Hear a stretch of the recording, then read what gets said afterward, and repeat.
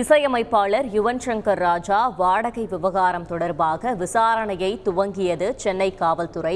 இது தொடர்பாக இசையமைப்பாளர் யுவன் சங்கர் ராஜாவிடம் போலீசார் விளக்கம் கேட்கவும் முடிவு செய்திருக்கிறார்கள். இது பற்றின கூடுதல் விவரங்களை செய்தியாளர் சாலமன் வழங்கிட கேட்கலாம். சாலமன், வணக்கம். இந்த வழக்கின் கூடுதல் விவரங்கள் என்ன? சென்னை நுங்கம்பாக்கத்தை சேர்ந்த பசிலதுல் ஜமீலா என்பவரின் வீட்டை கடந்த 2021ஆம் ஆண்டு முதல் பயன்படுத்தி வந்துள்ளார் இசையமைப்பாளர் யுவன் சங்கர் ராஜா. அந்த வீட்டை அவர் ஸ்டுடியோவாக பயன்படுத்தி வந்த நிலையில இந்த வீட்டுல வாடகை பணமானது, அதாவது 20 லட்சம் ரூபாய் தர மறுப்பதாக அந்த வீட்டு உரிமையாளர் நுங்கம்பாக்கம் காவல் நிலையத்துல ஒரு புகார் ஒன்றை அளித்தார்.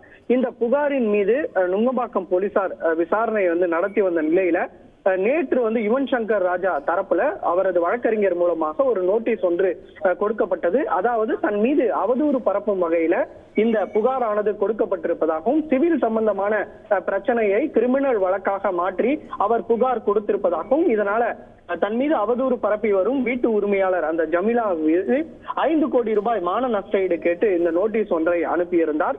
இந்த நிலையில தற்போது இந்த வழக்கை போலீசார் கையில் எடுத்து தற்போது முதற்கட்ட விசாரணையை துவங்கியுள்ளனர். குறிப்பாக இந்த வாடகை விவகாரம் தொடர்பாக இசையமைப்பாளர் யுவன் சங்கர் ராஜாவிடம் போலீசார் விளக்கம் கேட்க முடிவு செய்திருப்பதாக ஒரு தகவல் ஒன்று தெரிவிக்கப்பட்டுள்ளது.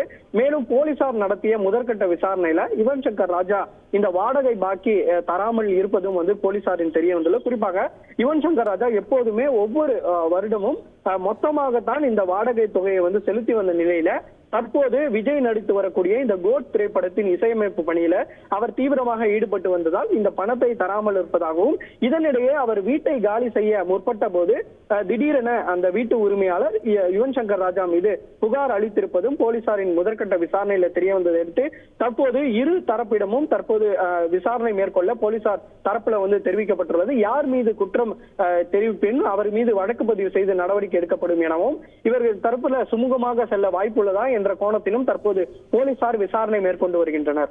விவரங்களுக்கு நன்றி சாலமன்.